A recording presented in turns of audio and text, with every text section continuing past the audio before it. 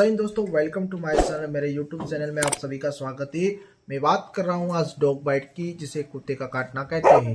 अगर आपको इस प्रकार का कोई एक्सीडेंट हुआ है या फिर कुत्ते का काटना हो गया है तो इसके लिए आप नज़दीकी स्वास्थ्य केंद्र पर जाकर टिटानिस और रेबीज का वैक्सीन अवश्य लगवाएं, क्योंकि यह बहुत ही खतरनाक होता है। इससे आपको टिटानिस और रेबीज दोनों फैलने का खतरा होता है, क्योंकि जो डॉग के बाइट होते हैं, उसके जो दांत होते हैं, इसमें बहुत सारे बैक्टीरिया माइक्रो ऑर्गेनिज्म पाए जाते हैं जो हमारी बॉडी के लिए हार्मफुल है।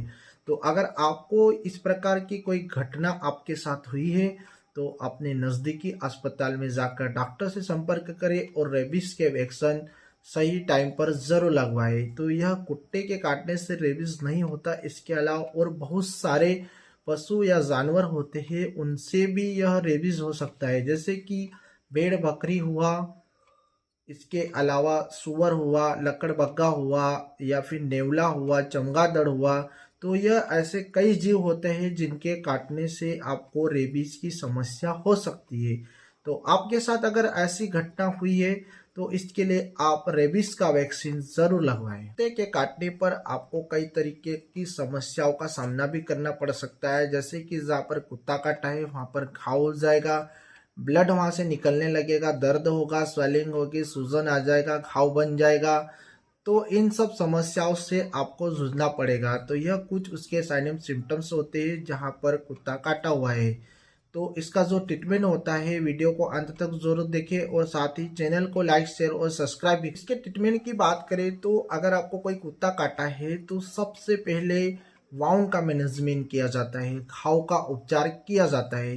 तो इससे पहले अच्छे साबुन से, जिसे बैक्टीरिया का वहाँ पर जो जमा हुआ है वह निकल जाए और डिसइंफेक्शन हो जाए, तो इसे बहुत ही अच्छे साबुन से धोना चाहिए, जिससे आपके बैक्टीरिया वहाँ से किल हो जाए। तो घाव को धोने के बाद 70% अल्कोहल से भी इसे साफ किया जाता है। उसके बाद यहाँ पर पोविडोन आयोडीन नाम का जो एंटीसेप्टिक क्रीम होता है उसे अप्लाई किया जाता है।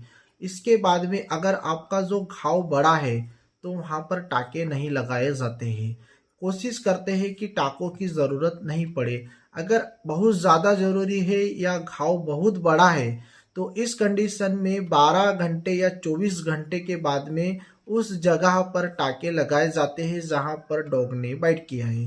तो यह बहुत ज़रूरी होता है। अगर ऐसी कंडीशन आती है कि आपको टाके की ज़रूरत पड़ती है तो वहां पर एंटी रेबीज इम्यूनोग्लोबिन को अप्लाई करना पड़ता है। उसके बाद ही आपको 24 घंटे के बाद टाके लगाए जाते हैं। मैनेजमेंट होने के बाद में प्रोफाइलैक्सिस ट्रीटमेंट किया जाता है, जिसमें रेबी प्योर नाम का जो वैक्सीन आता है इसका उपयोग किया जाता है।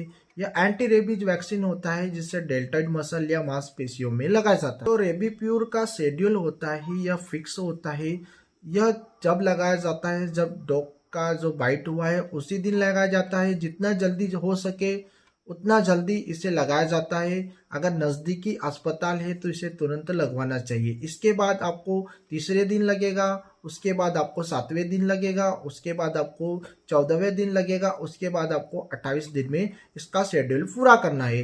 तो यह जो वैक्सीन का जो शेड्यूल है उसे पूरा करना चाहिए, ताकि आप इस बीमारी या रेबीज बीमारी से ग्रसित नहीं। अगर डॉग बाइट के कारण वाउंड बहुत बड़ा है तो इससे सुखाने के लिए एंटीबायोटिक दवा का उपयोग किया जाता है, जिसमें सामान्यतः एल्मॉक्स 625 mg टेबलेट का उपयोग किया जाता है। इसका जो डोज होता है डॉक्टर की सलाह अनुसार लेना चाहिए। साथ ही टिटानिस टॉक्साइड का 0.5 ml का वैक्सीन भी लगाया जाता है, जिससे आपको टिटानिस फैलने की समस्या कम हो सके, या फिर आपको जो डॉग बाइट खाता है उससे टॉक्सिन्स जो निकले हैं उनकी जो एक्टिविटी है वो कम हो सके। तो आपको यह जानकारी कैसी लगी कमेंट में ज़रूर बताएं। साथ ही वीडियो को लाइक करें, शेयर करें और चैनल को सब्सक्राइब करें। धन्यवाद।